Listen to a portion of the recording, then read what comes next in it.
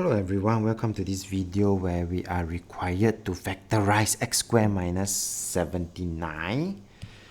Well, the moment I see this, the difference of square special product comes into Mr. Tan's mind. And let's see if we can apply this special product, okay? My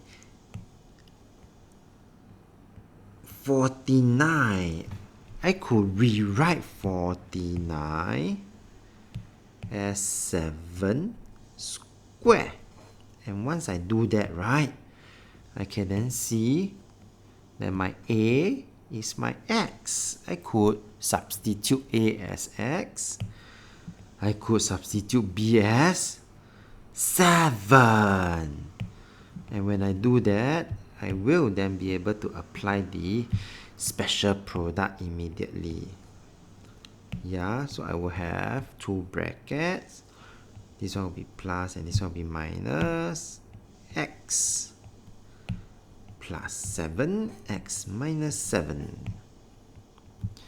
With that, we have come to the end of this video. If you like this video, do give it a thumbs up. Thank you for watching and have a nice day.